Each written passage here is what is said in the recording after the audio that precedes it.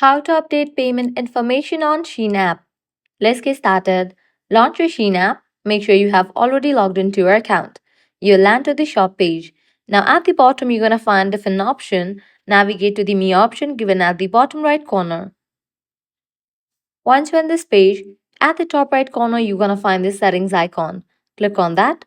Different options will appear. Now navigate to the option of My Payment Options. Now click on the option Add a debit or credit card. Now go ahead and provide your card details, expiration date,